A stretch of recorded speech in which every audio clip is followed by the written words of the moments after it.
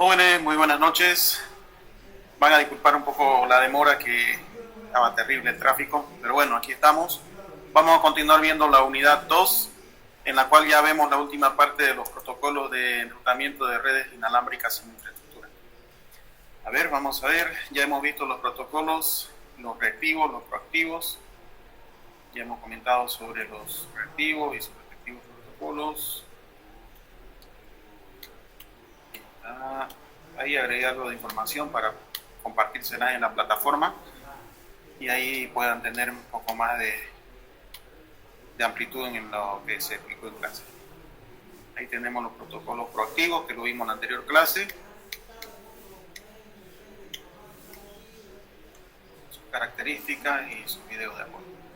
Bien, como les comenté, entonces ya hemos visto los protocolos reactivos, proactivos, que básicamente son protocolos dentro de estas clasificaciones, si se dan cuenta, de acuerdo a la palabra clave que le dije en la anterior clase, ¿no?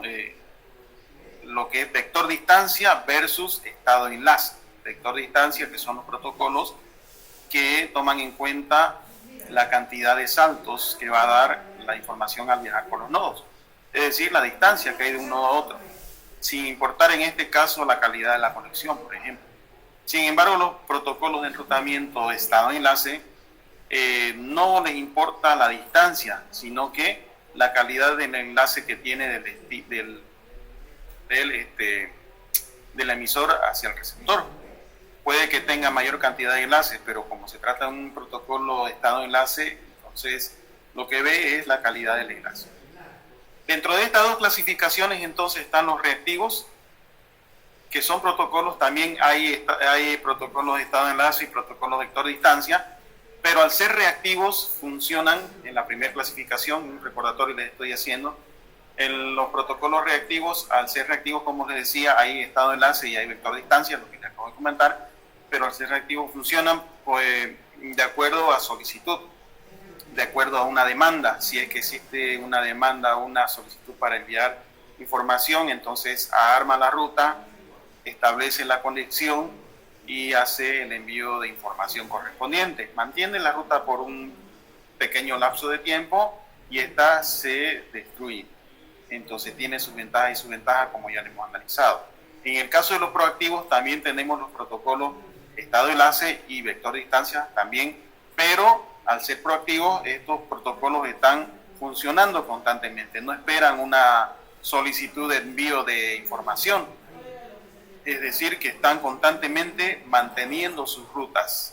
También tiene sus ventajas en temas de rapidez, por ejemplo, pero sus desventajas que al estar constantemente funcionando hacen mayor uso de energía, ¿no? Esto en pocas palabras y en breve resumen lo que son los reactivos proactivos, que dentro de cada uno, como les decía, están los vectores de distancia y los estados de enlace. Ahora vienen los protocolos híbridos. Estos protocolos vienen a ser la combinación de ambos protocolos que ya hemos visto anteriormente, es la combinación de reactivo con proactivo. Requiere menos memoria y procesamiento de datos, toma la ventaja de ambos protocolos que ya anteriormente vimos. En realidad lo que hace en términos generales estos protocolos es dividir en pequeñas zonas, cada uno con su particularidad, como vamos a ver a continuación, el ZRP, el FSR y el SEDA. Pero en términos generales lo que hace es dividir por zonas en las cuales van a funcionar una zona de manera proactiva y otra zona de manera reactiva. Una de las desventajas es que si los nodos de la red se mueven, toma un poco más de tiempo volver a restablecer la ruta, dado que estamos hablando de dos tipos de clasificaciones de protocolos. Entonces tendría que reconfigurarse toda la ruta para poder establecer nuevamente esta ruta, ¿no? Vamos a ver el primero. Dentro de los protocolos híbridos podemos mencionar el protocolo ZRP, el FSR y el SEDAR. El primero es el ZRP, Zone Routing Protocol. En este caso, se combina, es un protocolo híbrido, combina el enrutamiento proactivo. En realidad los tres que vamos a ver hacen lo mismo, ¿no? Es la combinación de ambos. En este caso divide en zonas locales y globales. Tiene zonas locales y también hace una división global que permite un enrutamiento eficiente y adaptativo en diferentes contextos y reduce el tráfico de control de la red. Entre las características principales que podemos mencionar respecto del protocolo ZRP, aquí les he puesto al menos 6. No acostumbro a llenar de letras, pero a manera que ustedes tengan información en la diapositiva, se las he colocado. Veamos cada una de ellas. Bueno, como le dije, su característica principal que divide en zonas locales y en zonas globales. En el borde, es decir, en la frontera, por así decirlo, entre estas dos zonas, hace uso de un nodo borde, NBR. Una de las características está la reducción del tráfico de control, tiene buena adaptabilidad y eficiencia, y bueno, limitación de búsqueda de rutas.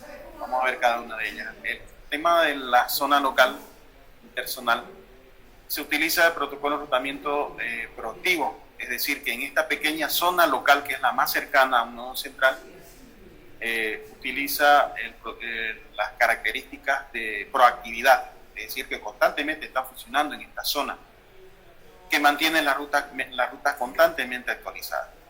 Sin embargo, en la zona global, que es una zona un poco más alejada, lo que hace es, dice que cuando uno necesita comunicarse fuera de su zona local, se inicia un proceso de búsqueda de ruta bajo demanda. En ese caso estaríamos hablando de la utilización del protocolo reactivo, es decir, en la zona más cercana utiliza proactivo, marca una zona cercana donde está la mayor aglomeración, y luego la zona más lejana ya lo hace de manera reactiva, es decir, que solamente actualiza su ruta cuando existe una demanda. Pueden ver, ya estamos haciendo uso de los dos protocolos, de las dos clasificaciones anteriores. Para esto hace uso de un nodo borde. Cada zona tiene un nodo borde. A continuación lo vamos a ver, no se preocupen, pero manera de comentarles las características, ¿no? Este nodo borde actúa como puente entre ambas zonas, entre la zona local y la zona global que ya les acabo de comentar. Son responsables de reenviar la información de enrutamiento entre la zona local, que funciona de manera proactiva, y la zona global, que funciona de manera reactiva. Es como un enlace entre ambas zonas. Reducción de tráfico de control. Esto se logra mediante la segmentación de la red en zonas locales más pequeñas y el uso de enrutamiento proactivo solo dentro de estas zonas. Entonces existe una reducción de tráfico de control, es decir, que el tráfico de control estaría utilizando el ancho de banda solamente en esa zona proactiva. Hace una reducción, como le comentaba, del uso del ancho de banda solamente en esta pequeña zona local, que viene a ser la que funciona de manera proactiva. Tiene adaptabilidad y eficiencia. Las rutas locales se mantienen actualizadas, mientras que las rutas globales se determinan solo cuando es necesario, lo que reduce la carga de control. Limitación de búsqueda de rutas. El protocolo ZRP limita el alcance de la búsqueda de rutas en un área más pequeña, lo que mejora la eficiencia y la velocidad del proceso de búsqueda. Solamente en la zona o en las áreas más largas es cuando tendría que trabajar un poco más respecto a la búsqueda de nuevas rutas, dado que las zonas alejadas son zonas globales, ¿no?, que funcionan de manera reactiva. Aquí podemos ver un ejemplo de las zonas, tanto a nivel local como a nivel global, y los nodos de interruta. Tenemos otro ejemplo de una zona local y la zona periférica, que ya está global, teniendo los nodos borde, que hacen la interconexión entre la zona local y la zona global. Bueno, así para que ustedes se den una idea. Aquí tenemos otro ejemplito. No voy a entrar en este ejemplito, lo vamos a ver mejor en un video, pero aquí a manera gráfica para que ustedes se den cuenta de lo que les estoy comentando respecto de la zona local, los nodos borde, y la zona global, o la zona más alejada, la interzona. A ver, veamos un video, presten atención para que entiendan el funcionamiento del protocolo ZRP, Zone Routing Protocol. Hello everyone. In this video, we will see working of zone routing protocol, which is used in mobile ad hoc network, and this is also a hybrid routing protocol which uses proactive and reactive, both kind of protocols. So in mobile ad hoc network, we are having two of routing protocol. One is proactive routing protocol, another is reactive routing protocols. So in proactive routing protocols, these routing protocols actually start accumulating information about route to every node in network in advance. And in reactive routing protocols, whenever a node needs a route, in that case, these routing protocols start searching for the route. So these routing protocols actually having some pros and cons. So proactive routing protocols, we can say it start working in advance, and route for every node immediately available, because they as soon as a node attach itself to a network, it start accumulating information about the network, every route. So whenever in future a node wants to send a data, that route is already available. And the problem with this one, esta parte está mencionando las características principales de los reactivos y los proactivos. Vamos a adelantarnos un poquito. Aquí están los protocolos reactivos que funcionan bajo demanda, etcétera, todo lo que ya comentamos. Pero quiero que vean la mecánica del funcionamiento del protocolo CTRP. A ver, también nos incluyen nodos que tienen una mínima distancia de saltos desde, a ver, vamos a ver, presten atención, está facilito de entender. Node can be inside zone. So let's take an example. Let's say we are having a zone radius of 2, and in network every node is having its own zone, and that node will be considered center of the zone.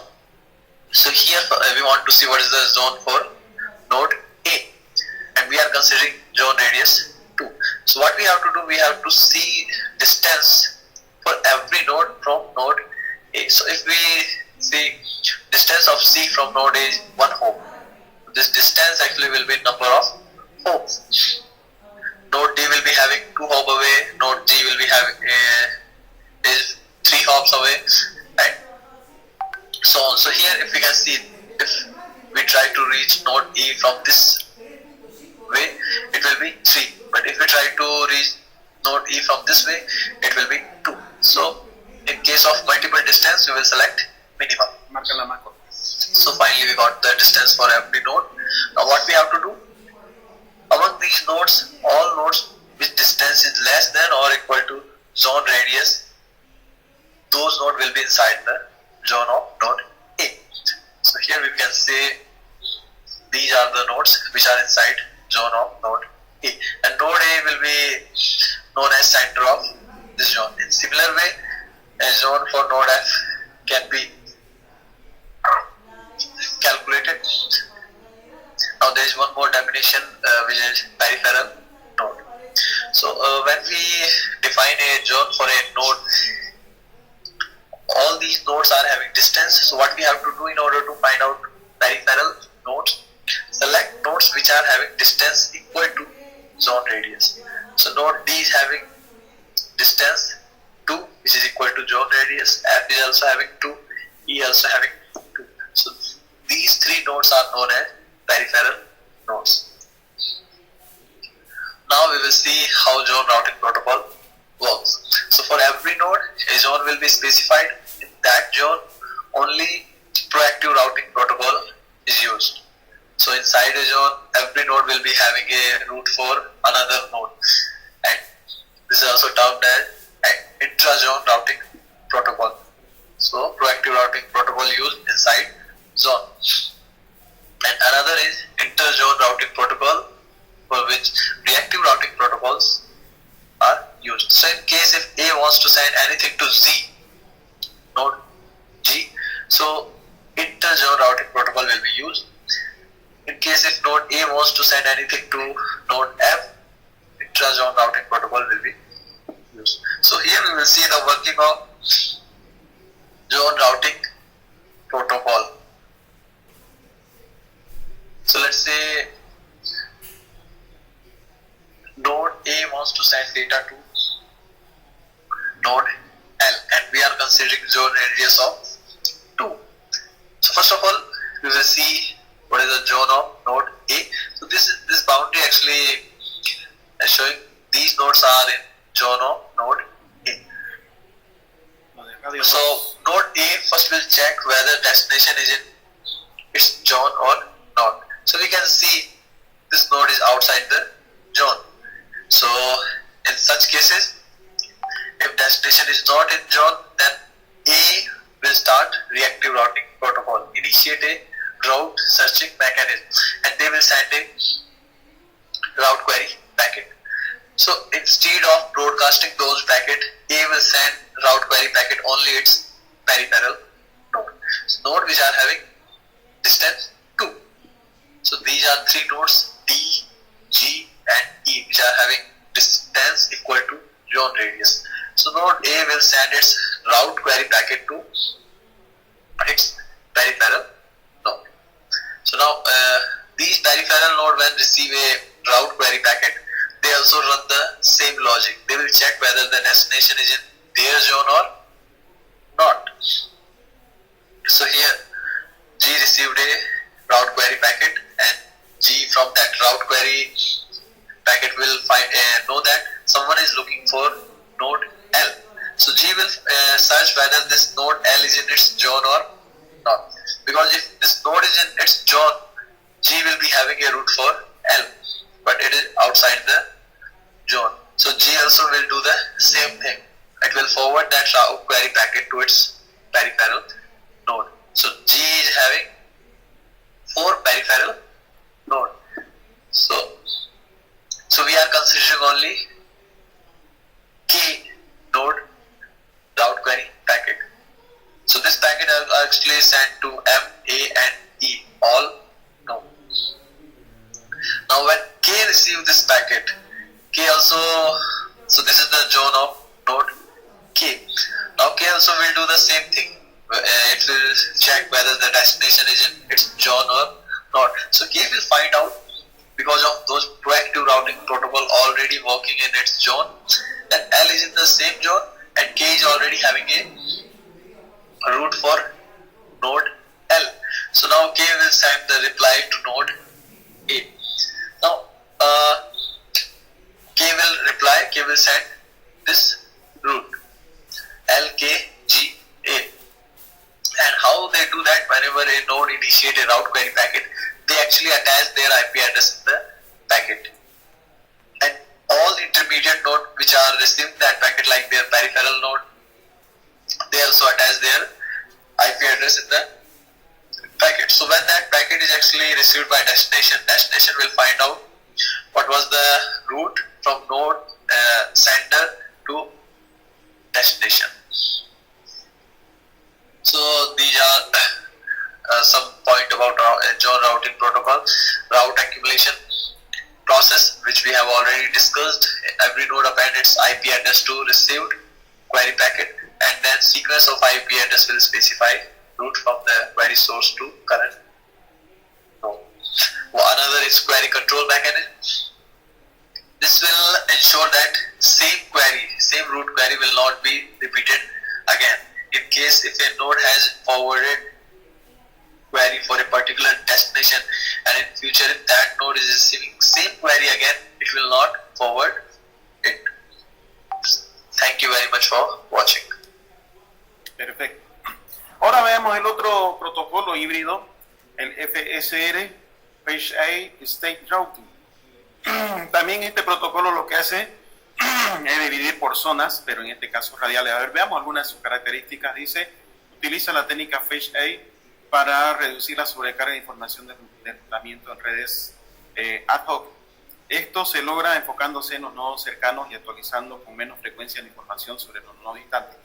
Este protocolo, a diferencia del otro, que lo que hace es detectar las zonas locales y las zonas globales con nodos y nodos intermediarios, los nodos border. En este caso lo que hace es conformar zonas radiales. Entonces se enfoca en la zona central primeramente y luego en la zona periférica. Esto mejora la eficiencia y adaptabilidad del protocolo en redes inalámbricas ad hoc. Las características que podemos mencionar de este protocolo del FSR, aquí también podemos mencionar seis características. Reducción de información de enrutamiento, tabla de enrutamiento con lentes, actualización selectiva, uso de métricas de enlace, control de sobrecarga de red, adaptabilidad a cambios topológicos, a diferencia del otro que tenía un poco de complicación el tema de la reconfiguración en caso de que los nodos se muevan. A ver, veamos cada una. La reducción de información de rutamiento. Emplea la técnica Fish-A para reducir la cantidad de información de rutamiento que se transmite en la red. La idea es que la información sobre los nodos cercanos se actualicen con frecuencia, mientras que la información sobre nodos distantes se actualicen con menos frecuencia, ya que cambian menos a menudo. Es decir, como les dije, en este caso imagínense un conjunto de nodos, una red, mejor dicho, que está, como les puedo decir, agrupada de manera radial, de manera círculo, por así decirlo. Entonces, la parte externa, que corresponde a un radio ya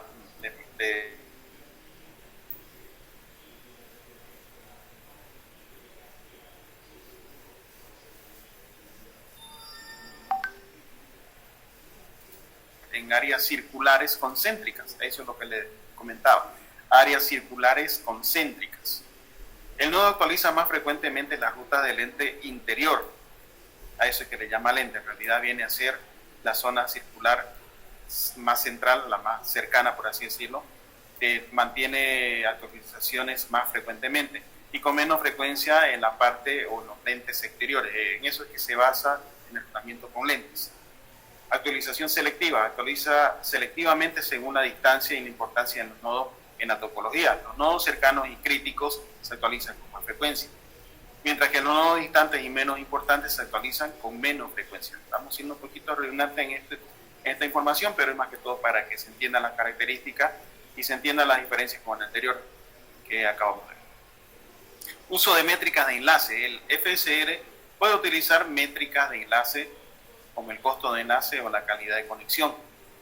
En este caso, si se dan cuenta, estamos hablando del tipo de protocolo estado enlace y no así vector distancia, como lo vimos en el anterior protocolo, el CTRP veía mucho en la parte de vector distancia. En este caso estamos viendo estado de enlace. Significa que este es un protocolo que ve mucho el tema de la calidad de los enlaces, utiliza las métricas, eso se denomina métrica, al costo que puede tener, es decir, por ejemplo, el ancho de banda, si no está saturado el canal, entonces todo eso tiene un costo. El costo es elevado, entonces significa que es un enlace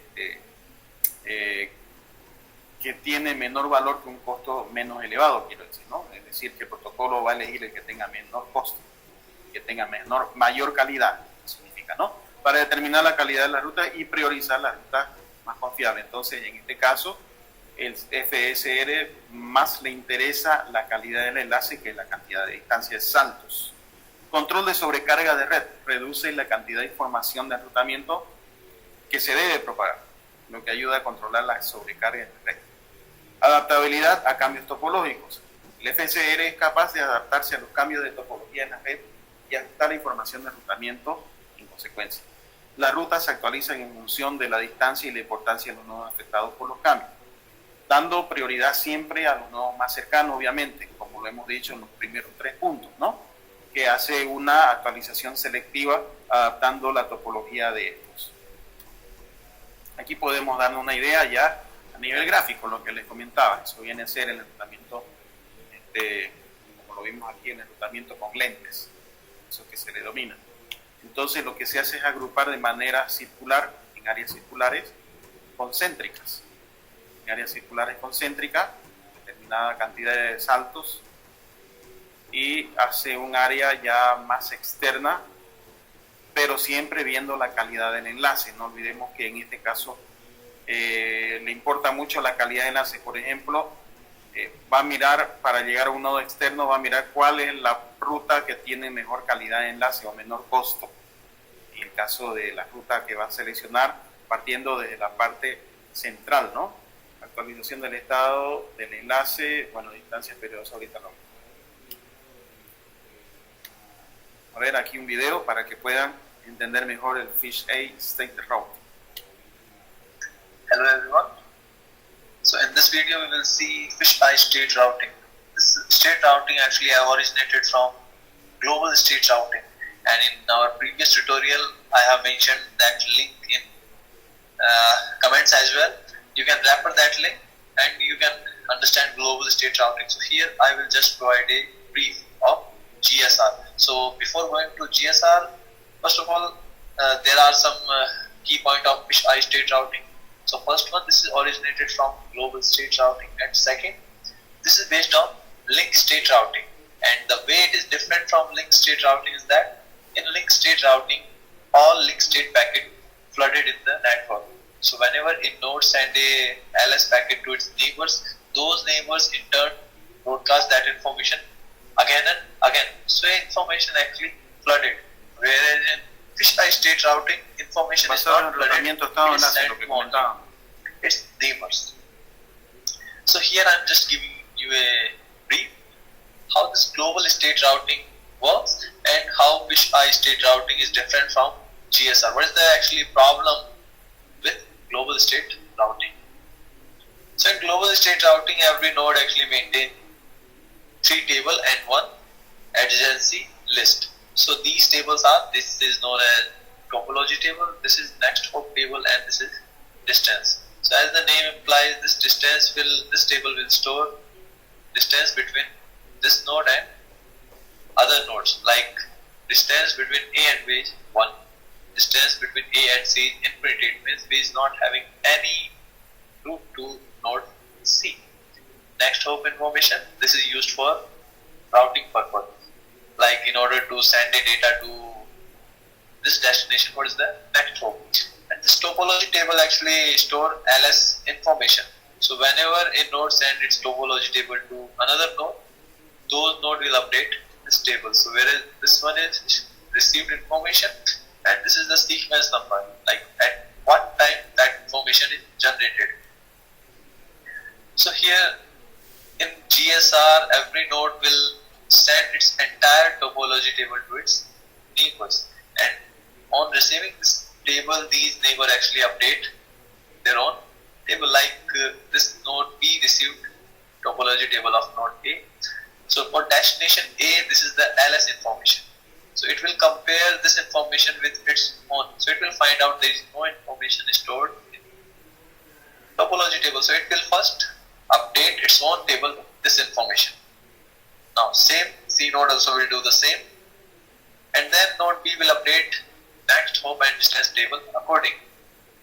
So here when we receive this information, we will find out that node C is reachable from node A. So in that case, this information is updated. Next hop A is given for destination C, and this information, this distance also calculated, that distance between B and A is 1 and C is a neighbor of A, so this distance will be 2. So in that way GSR works. These tables actually shared between neighbors, and those neighbors will update their tables, and after updating their tables, so we are having a final version of their tables.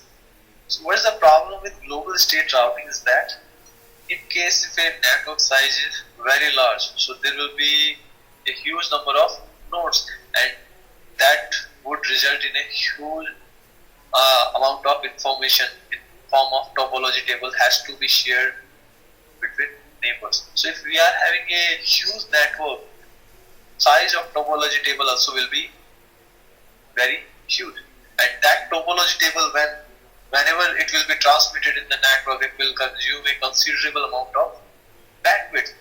So in order to solve these issues, fisheye state routing developed. So fisheye state routing, how it works, is actually used fisheye technique, and this technique actually divide our network into multiple scopes, many scopes. Now, what is the scope? Scope is actually defined as the number of nodes reachable within a given number of hops. For example, let's say if we are considering this node as a center node, and we are defining, let's say we are saying we are dividing our network into 3 scopes. In scope 1, all nodes will be considered which are having distance 1 hop.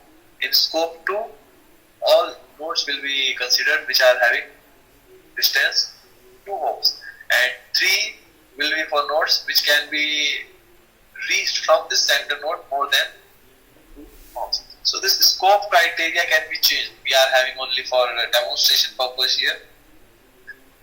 So first we will see scope 1. So in that network, whichever node is directly connected to this one will be considered in scope 1. So these are the hops which are in scope 1.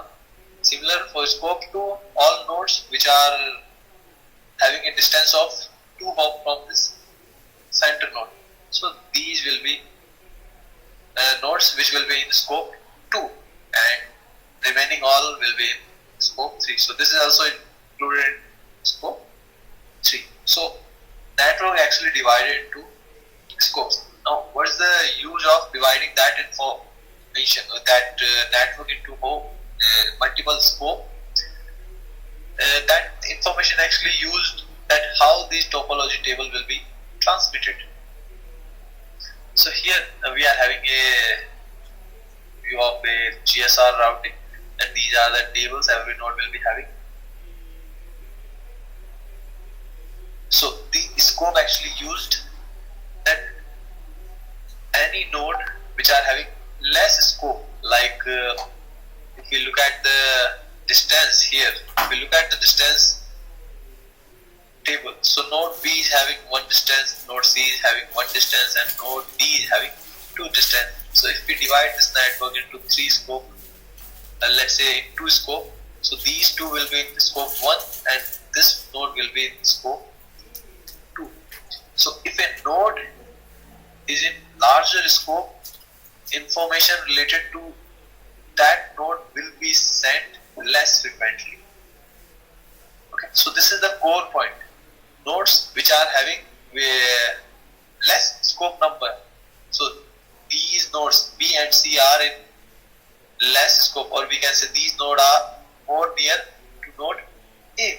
So information related to these nodes B and C, so A, B and C, this information will be shared with its neighbors more frequently, and the node which are having more distance or node which are having high number of scope, that information will be shared less frequently. So this division of information according to scope actually reduce the message size. So previously entire topology table is shared between neighbors very frequently. Now what is done?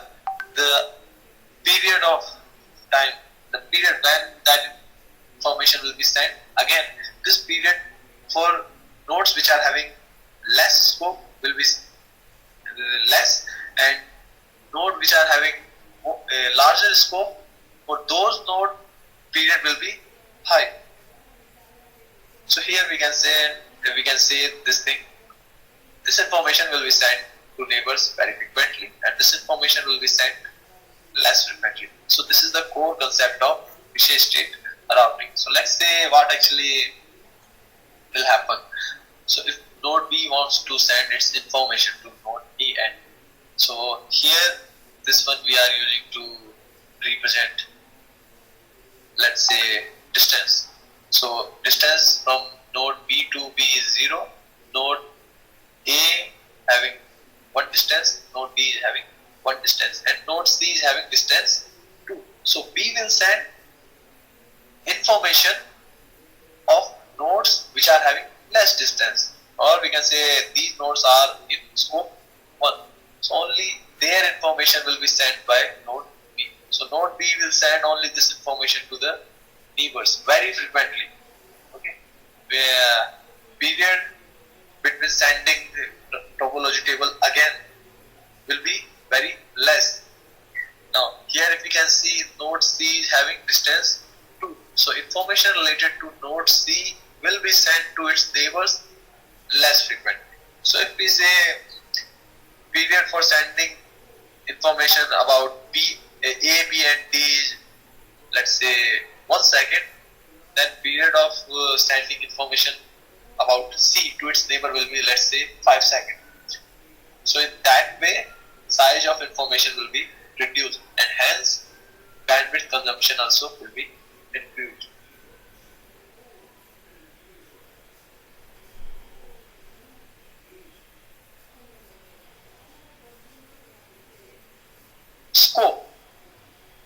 is only one scope, and that global state routing actually also working like a fisheye routing protocol. So this is the way how fisheye routing protocol works. If you have any doubt, you can comment or you can send me an email as well. My email ID also mentioned in the information. Thank you very much for watching. Ok. Bien, finalmente el último protocolo, ya más rápidamente lo vemos, el CEDAR, Core Extraction Distributed Ad Hoc Routing. Este protocolo tiene soporte de QoS basado en 3 pilares básicos. Bueno, QoS ya estamos hablando de calidad de servicio, ¿no? Este protocolo, bueno, sus 3 pilares, la extracción del núcleo permite identificar un conjunto mínimo de nodos en la red que formarán parte del núcleo. Segundo, la propagación del estado de enlace, cuyo objetivo es que cada nodo del núcleo conozca el estado y topología de los enlaces locales, así como los enlaces más lejanos, pero estables y con gran ancho de banda. Estamos hablando de que verifica la calidad del enlace incluso en los nodos lejanos. El cálculo de la ruta cuando una fuente desea enviar tráfico a un destino, previamente manda un mensaje indicando origen, el destino y el ancho de banda solicitado. Incluso miren ustedes, hace una reserva de ancho de banda que va a necesitar para ese envío de información. Esta información se propaga por el núcleo a través del pseudo broadcast, es decir, una especie de difusión que realiza desde ese origen hasta que alcanza el destino, mientras que los nodos intermedios comprueban la disponibilidad del ancho de banda en cada salto intermediario. Entonces, este nodo más que todo, si bien es cierto, tiene una topología parecida a la anterior que vimos, pero presta mucha atención en la calidad del servicio, llegando incluso a solicitar un ancho de banda. En la parte 1 dice la extracción del núcleo permite identificar un conjunto mínimo de nodos en la red que formarán parte del núcleo. Todo nodo debe formar parte del núcleo o ser vecino de un nodo del núcleo. Propone un algoritmo para la elección de nodos que compondrán el núcleo de la red. Define un proceso de pseudo broadcast, o sea, difusión, para el intercambio de información entre los nodos del núcleo. Aquí podemos ver este tipo de estructura, lo que hace es conformar los nodos núcleos, los core nodes, y los demás nodos ya vienen a ser secundarios. No vamos a entrar mucho en detalle en cuanto a este protocolo por cuestiones de tiempo. Bueno, ¿alguna pregunta, compañeros? Facilito, ¿no? Como lo hemos tratado de clasificar para que se entienda en cuanto a las clasificaciones, que son las 3, reactivo, proactivo, híbrido, y dentro de ellos los que son básicamente los estados de enlace y los vector distancia. Se lo vengo pronunciando muchas veces. Esto en el enrutamiento para redes con infraestructura, por ejemplo, cuando lleven redes 2, bueno, en redes 1 sí también lo vemos, van a escuchar mucho esta palabra, ¿no? El estado de enlace, o enrutamiento estado de enlace y enrutamiento vector distancia. Entonces, dentro de eso están los reactivos, los proactivos y los híbridos. Muy interesantes los híbridos, que lo que hace es utilizar los dos anteriores y, bueno, trabaja por rutas, ¿no? Por zonas, mejor dicho, ¿verdad? ¿Alguna pregunta? Bien, yo les voy a dar un trabajito práctico entonces. Para el día lunes, les voy a dar una semana. Quiero que me presenten un resumen de la unidad 2. Este resumen que incluya, que contemple todo lo que hemos visto, los protocolos de cada una de las clasificaciones. Para el día lunes, por favor, quiero este resumen completo, lo voy a revisar y se lo voy a devolver para que ustedes lo tengan como completo. ¿Listo, compañeros? Que tengan buenas noches. El día miércoles, el grupo 3 ya expone ya. Con esto finalizamos la unidad 2, entonces el día miércoles, el grupo 3 ya realiza su exposición. ¿Joel? Sí, puedo tomar lista. Adelante, Joel.